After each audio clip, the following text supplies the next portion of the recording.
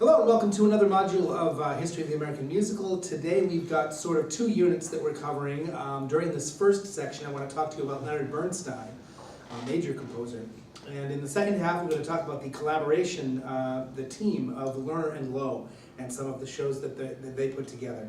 Leonard Bernstein, really a master of all musical trades, and probably the closest that we have here in Boston of being able to call somebody a favorite son. Bernstein was born in Lawrence, Massachusetts in 1918 and received from one of his relatives as a child the gift of an upright piano, and from then on he knew he was going to become a musician and went to Harvard, took music courses at Harvard, graduated from Harvard in 1939. Several prominent musicians advised him to specialize in conducting, and it is conducting that Leonard Bernstein, believe it or not, is probably, that would be what, if you asked him, what he would consider his primary job. Here was a guy who was one of the great conductors in history with orchestras, who also was a great composer of jazz, a great composer of symphonic work, kind of like Gershwin in that respect, and then dabbled in shows. Probably wrote, where you had some of these people we've talked about that you have show upon show upon show. With Bernstein, you can almost count on one hand the number of shows, and years go by in between them. It's more like if the project would strike him and he'd say, yeah, I'll write that, that's interesting, and then he would become involved with that. But first and foremost, people consider him to be a conductor. Now, a very dramatic incident brought Bernstein kind of forcefully to the attention of the music world as a conductor, and it's kind of a legendary story. In 1943, excuse me, the New York Philharmonic had hired a conductor from Europe, a man named Bruno Walter, who was world famous at the time. And Bernstein was sort of an assistant to him. He had come up through his music degree and was happy to be sort of a gopher. And Walter fell suddenly ill due to some sort of food poisoning and was unable to appear for a performance. With about 12 hours of notice, Bernstein was called upon to substitute and to become the conductor, and was asked to conduct an orchestra without a single rehearsal.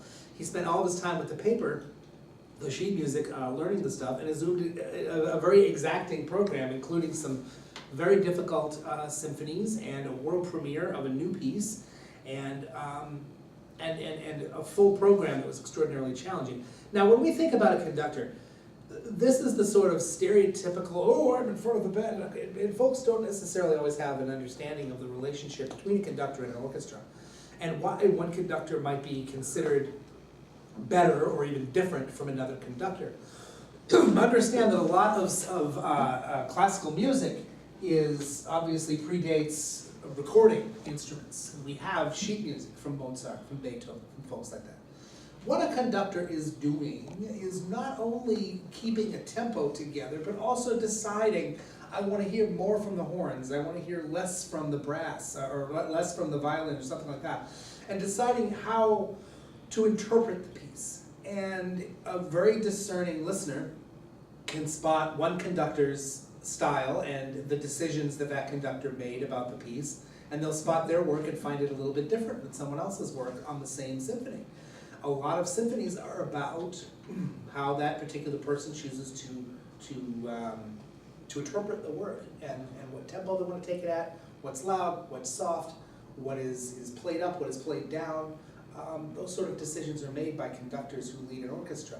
If you see Keith Lockhart or John Williams or some of the more famous conductors of today, they're still doing the same thing. They're out there making decisions. Now they've rehearsed those decisions. It's not like that's the first time. With Bernstein it was. With Bernstein he was out there sort of improvising.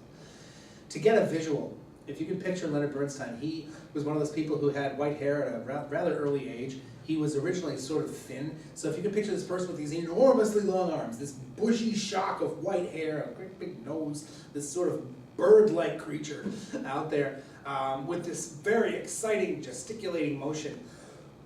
This was Leonard Bernstein conducting the New York Philharmonic. It must have been a slow news day because the New York Times reported on the front page that this was a historic moment in conducting, and commented upon it in their editorial as well. And overnight, Bernstein became kind of a celebrity.